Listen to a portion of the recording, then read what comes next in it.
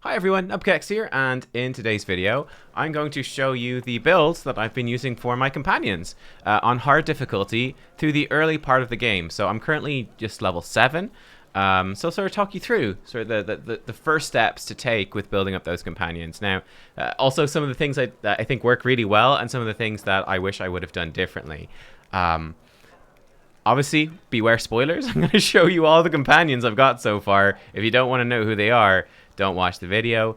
And also for me, my personal approach, I'm not really into all that, multi-classing and switching them around and doing these really obtuse builds. What I want to show you in today's video is very simply just sticking with their basic classes, right? Just building them with the archetypes that they were given. I actually think all of the companions are actually very strong, and I'll show you how I'm making these builds work and actually having really good success with them. Oh, there's Lan. He's dancing away. Good man, Lan. All right, let's go. So, let me cover the first companions you're going to get first. Seela is your first companion. And the thing to understand about Seela, which I actually didn't know at the start, is that she has a huge power spike at level 5, because at level 5, as a paladin, she can actually get a companion, a mount companion. Take a look at her stats over here. Look at these stats, her health, her attack, all of that. Let me show you Nubkeks. This is Seela's mount. Nubkeks is kind of a beast. Nubkeks does actually a lot of damage. He's got a good bit of HP, great AC as well. Nubkeks is fantastic. And the way that mounted combat works in this game is Seela can mount on top of Nubkeks. They can both attack. They move around together. They both attack. They actually can both give each other teamwork feats a bit later on in the game, which is extremely strong. And importantly, she will get hit. She'll still be hit by AoE attacks. And if you provoke attacks of opportunity, she'll still get hit by those as well. But enemies that are shooting single target spells at her or are just trying to hit her with a weapon, they'll actually attack her mount first, and then they'll move on to her. So essentially, Seela has 80 HP, right, roughly. She now has 67 HP of a buffer of the mount. And hey, if he gets critical hit and he gets killed and he dies, it doesn't matter. Nubkeks comes back after a long rest, right? So you just go and do a rest, Nubkeks comes back.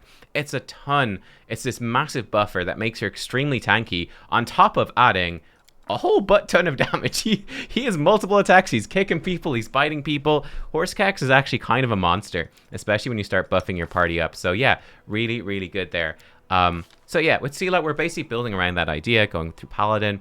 So I think she starts with dodge and shield focus, and that's great. Shield feats are super important. That's for the core of how she works. I gave her weapon focus longsword, which is obviously good.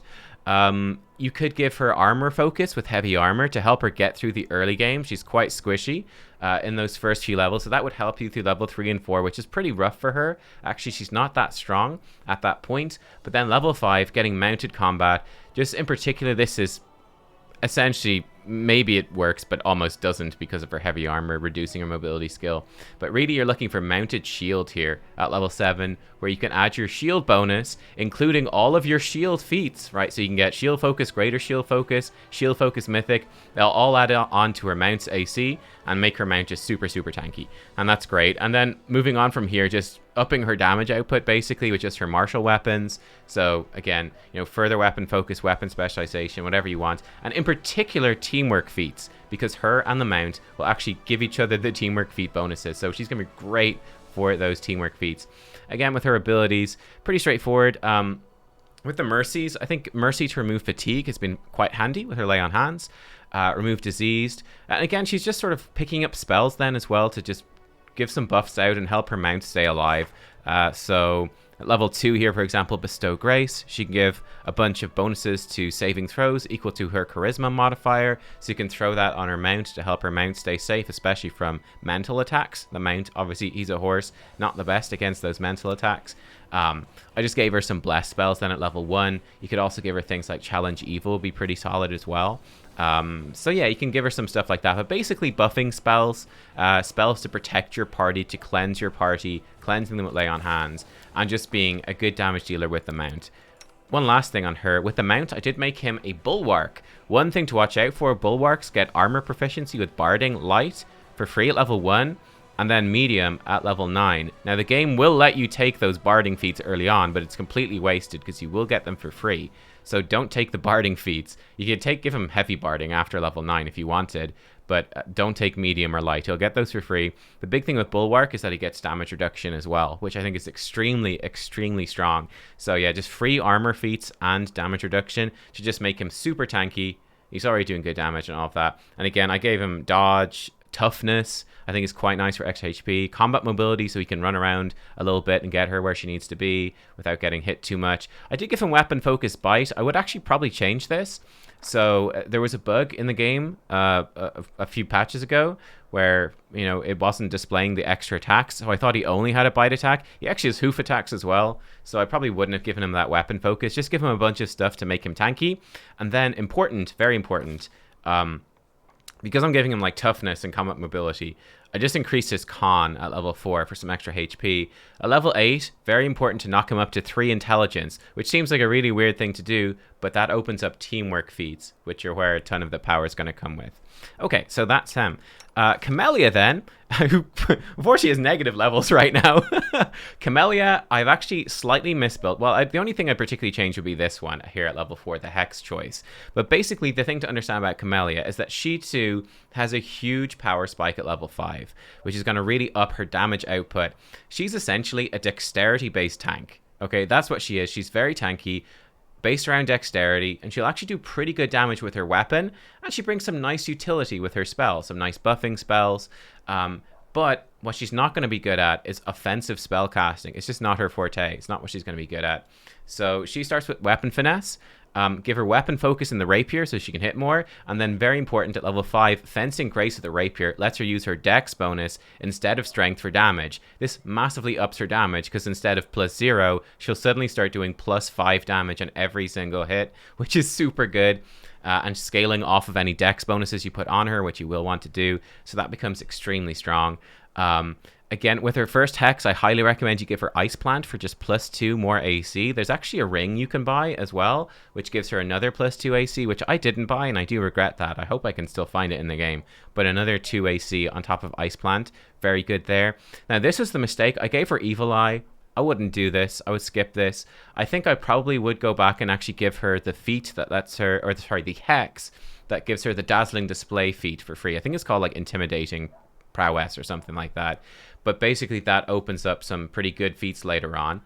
So I'd probably go for that. And then the key then is at level 8 to get her the, I think it's called Intimidating Display is what I'd probably get her. And then where is it? Battle Master. This is the big one. It's going to give her extra opportunity attacks. And then at level 8, she'll get free weapon specialization in rapiers. At level 16, she gets greater weapon focus as well, which is awesome, right? So this is good. And this is sort of where you're going with these things. You're going to look into getting things like probably Battle Ward, where you can, you know, get deflection bonuses, all that sort of stuff. Basically a whole bunch of defensive stuff. You're not looking to offensively debuff people like I thought with Evil Eye, because I was like, man, her damage sucks. No. Level 5, she gets really good with Fencing Grace, and then also being able to empower her weapon with like bonus electric damage, bonus cold damage, all that sort of good stuff. So yeah, but she's pretty solid. Again, with Spellbook, you're mostly looking for buffs. So I actually need to put an extra spell in because we've leveled. But Enlarged Person is pretty good for Lan. And then I got her with a couple of more offensive things here because there's not too much useful at level 1. Level 2, I just have it stacked up with Bark Skins, which is just natural armor bonus, which is really nice to give. And then over here, you know, give her a couple of summons, some Delay Poison Communal, that sort of stuff. Magical Vestments was the only thing I could slot in here. But yeah, just some utility spells, but she's really a dexterity-based tank in the front line. She's just squishy. She doesn't have much HP, so watch out for that.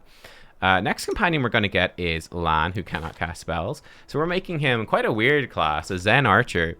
So Lan is basically a super tanky archer that can actually function in melee, especially as things go further on. With his feats, combat reflexes, I think he starts out with this.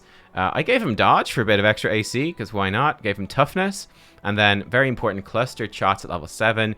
Lan makes a lot of attacks. He does really good damage. Where he's really weird in terms of building him, like look at these stats, like what's going on here? He's very odd as a monk. So number 1, he's just multi-attacking naturally with his bow as a Zen Archer. Where it starts getting wacky now, where are the ones here? So Zen Archery here, at level 3, he starts using Wisdom modifier instead of his Dex modifier on attack rolls, right? So his chance to hit actually gets based off Wisdom, not his Dex. Then, on top of that, at level 5, he gets key arrows, where he actually, instead of shooting arrows, it's like he shoots fists, right? He uses his unarmed damage instead of the damage from his bows. I actually sent him down the route myself of, of longbows. I gave him longbows. You could actually give him short bows. That would actually work better because, again, the bow itself doesn't really do too much. That might be something you would respec him into later, though, because composite longbows in the early game, which actually use strength for damage, they add their strength onto damage and they use dex for targeting, like this composite longbow here, for example. That's really good early game.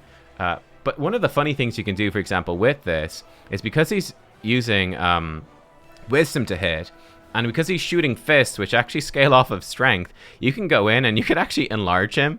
You can give him enlarge person, yeah? So where is it? Like you could have Camellia come in and put enlarge person on him. It's going to increase his size. It gives you a penalty to dexterity. Lad doesn't care because he uses his wisdom to shoot his bow. And then by increasing his size, he's shooting bigger fists. He's going to do more damage. So he can actually start doing insane damage. It's quite a weird one, to be honest. It's quite a wacky and a weird one. In terms of his key powers, again, we're giving him things to keep him alive. So Bark Skin is great to just make him super tanky. I gave him True Strike to just, you can spend a key point for a basically guaranteed hit. Kind of useful on hard difficulties. And then I'd be looking to give him stuff like pretty much just defensive stuff. Diamond Body, Diamond Soul, Spell Resistance.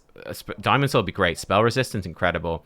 Immunity to Poison, kind of nice if you don't have to lay poison on. That sort of stuff. And remember that he does get Snapshot for free. And again, this is where it gets quite funny, where he's actually himself, for free, he's immune to, somewhere here.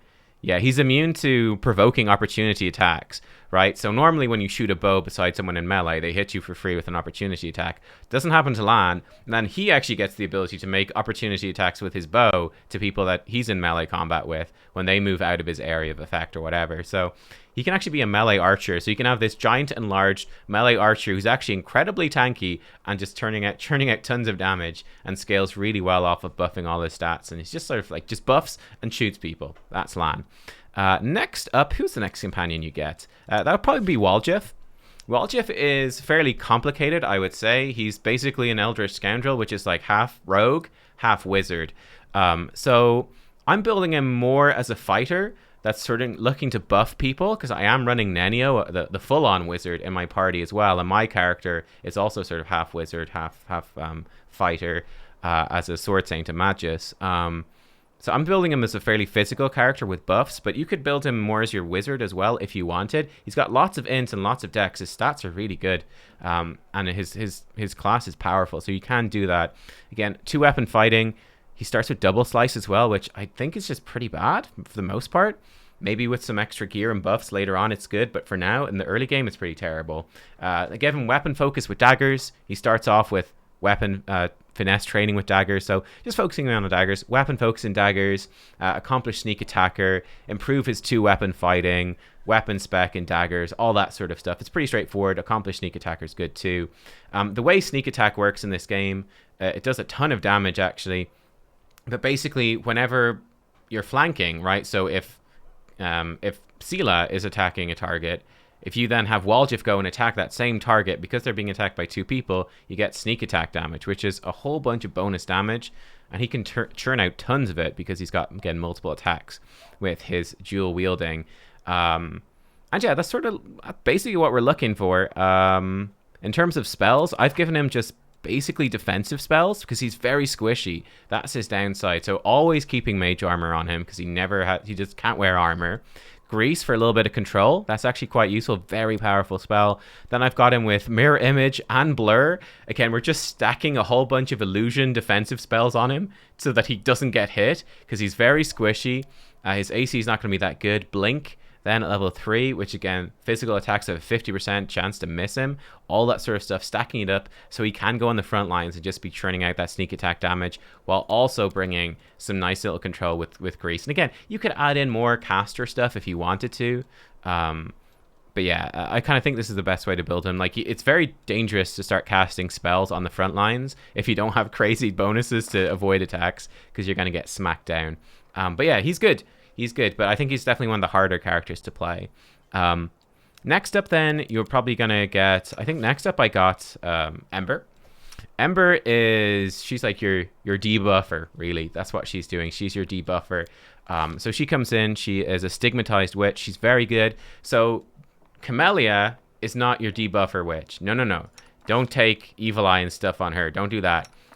Ember will do that. So she actually gets slumber and vulnerability hex vulnerability curse by default, which are great.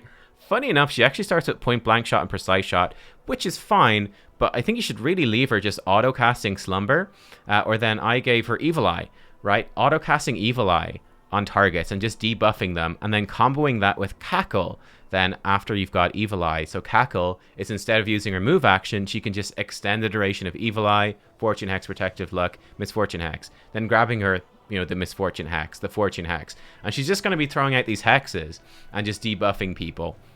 Then in terms of her spells, oh yeah, in terms of her stuff, I'm just giving her spell pen, basically, just a bunch of spell pen is what I'm trying to give her here, just so that her spells go off more consistently. But yeah, you don't even really use her bow that much, just constantly be spamming these hexes. Then in terms of her spell book, I'm basically giving her a bunch of summons. So she's got some nice buffs here with Enlarged Person, some healing, some summons, mage armor, again, like web, some certain control. She's going to get all these fire spells for free, right? So she actually has a bunch of direct damage spells, then filling her out with some summon spells as well, and essentially building around this idea of conjuration, summoning in creatures, debuffing the enemies, and then having some of these nice direct damage spells too. And that's, roughly speaking, I think what's a pretty decent way to build her. But yeah, she's just a really good debuffer, and that's sort of what she does in the party. Next up then, probably be Nanio is what I got. Nanio's fantastic. Nanio is your wizard, right? Your wizard, so tons of spells, really powerful, and yeah, focuses in particular on illusion. So we're just sending her straight down wizard, get as many spells as possible. She starts with spell focus illusion, just gonna get her spell pen, greater spell pen, and then I gave her greater spell focus illusion. I think then giving her spell focus and evocation would be pretty solid too. So essentially illusion to debuff and control, and then evocation for some damage. We'll pretty much just jump into her spellbook because there's not too much else to talk about in terms of feats here. But in terms of her spellbook, what I'm looking for with her, Magic Missile is actually super good, right? It's super good.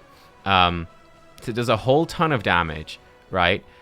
A whole ton of damage. It's really strong, and you could just leave her auto casting Magic Missile and she's going to do great. She also actually comes with not biography. She also comes with Blinding Ray, and she has like 9 casts of this or something. So again, she doesn't need a weapon. She's got a weapon. I gave her a weapon. She doesn't need it. She's going to be auto casting Blinding Ray, or in my opinion, auto casting Magic Missile, and be pretty good. I have her made with mage armor to buff people up. Now Grease is also your go-to here. Sorry, itchy nose. But Grease would be your other go-to. I didn't give her Grease in my game because I'm running with Waljif, who has Grease. And I think I had Grease for a while on my character as well. You can also just give her scrolls of Grease. She's really good at using scrolls, so don't forget about your scroll. She's a scroll savant. She's great with scrolls, and she can also craft scrolls for you when you're camping. So yeah, that sort of thing. Level 2 then, I have her with the Pit. This is sort of filling in for Grease for me. So the Pit is basically just giving you a bunch of control. Mirror Image is really nice to just protect her. So if enemies ever get near your back line, Mirror Image to help keep her safe. Blur, again, to buff people up. So she kind of comes in and she buffs my character, who's a sword saint. She gives me mage armor. She gives me blurs, and also buffs my deck so I can fight in the front line. She buffs decks on Waljif, and we're just going ham, and she's doing great work there. Level 3 is where she gets insanely strong. Haste is absolutely broken. Haste is insane. Extra attacks, chances to hit. Yeah, super fast moving. Fireball then for some evocation damage. You could give invisibility or dispel magic if you need those. And then I actually like displacement. Displacement is basically the, oh shit, they got into the back line, they're gonna kill Darren. So that's basically what that's there for. They're on top of the healer.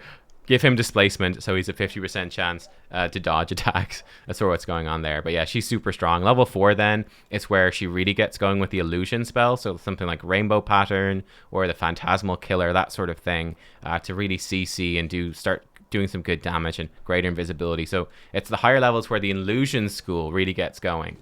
Next up then is Darren. Speaking of Darren, and oh god, Darren is going to die. Darren is an amazing healer.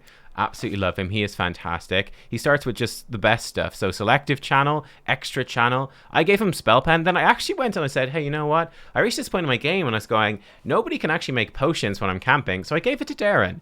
Now, this is up to you.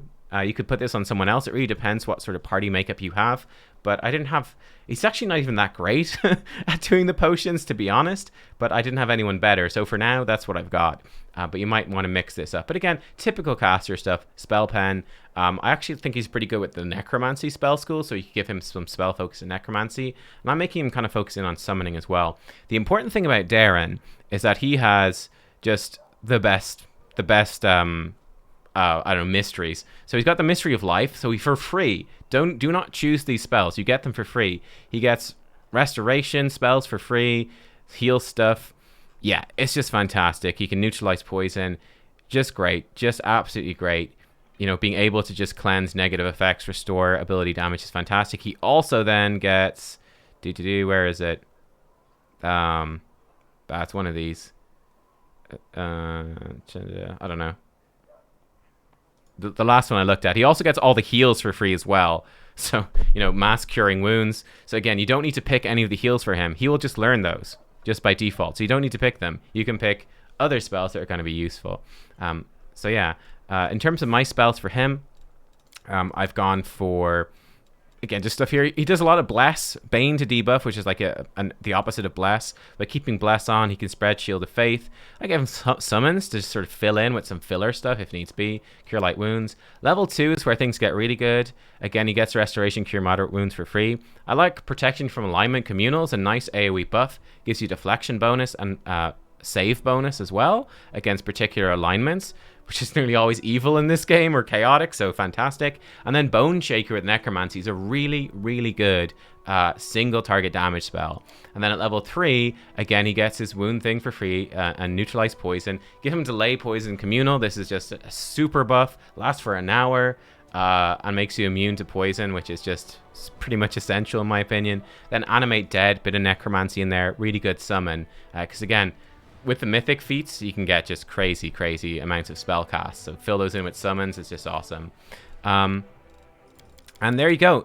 I want to just briefly touch on these guys because I only just got them for a couple of levels. So I'm not too on top of what they're doing. But Social, he fights with glaives, or he starts with glaives, and I'm just building him off of that. It's a reach weapon, so put him behind your frontliners and he attacks over their heads. Same as in large person. But again, he also has selective channel, so you won't heal enemies when you channel an extra channel. I gave him, I think he came with toughness and armor focus medium.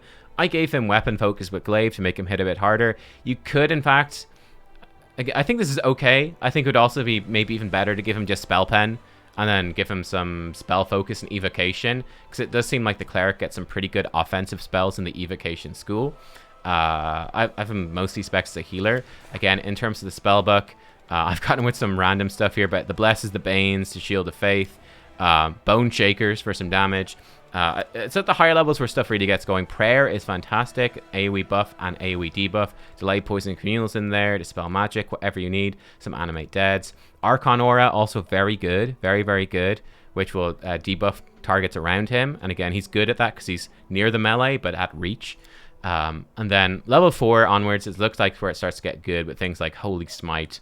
For doing like some good AoE damage with evocation. So looking for evocation and a bit more moving forwards. I think it's the way with him. With Regil, I've just got him, so I'm not too sure. Honestly, with Regil, he actually has 2 classes, which is breaking the rule that I've gone with so far. He's a fighter and a Hell Knight, so I've started him going a bit down Hell Knight. And I'll have to think about where to go with him, but basically, Regil is no spells. He's just in melee. He's in melee. He does dex. He's basically 2-weapon fighting. He's got it's like a double-bladed lightsaber, except it's a gnome hammer. But yeah, he's just doing lots of damage, and he's tanky. He's got lots of health. He's gonna have a good bit of AC as well. I just throw some buffs on him from your other characters and let him just run around smacking people in the face. So yeah, again, I don't have too much to say about him right now. But it'd just be your fairly standard martial stuff. And then just worth noting as well, in terms of mythic stuff, for my martial characters, I gave them all Thundering Blows at level 1. So whenever you miss a melee attack per round, you're going to do a bunch of sonic damage in an AoE. Fantastic. That's great, right? So that's what I'm going for by default.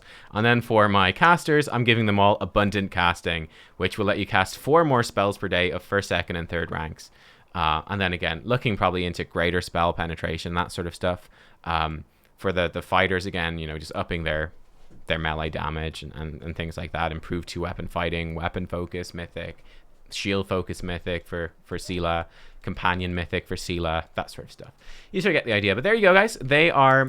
Did I cover everyone? I think I covered everyone. I think we've done it. They're the companions so far, and sort of my theory on building them. Again, just so you know, I'm running basically a sword saint, so I'm like a buffer that's also dexterous. So I'm basically going in and like shielding myself up and then delivering these touch attacks through my weapon for these big juicy crits. So I'm basically going in and getting buffed up by Nanio before the fight.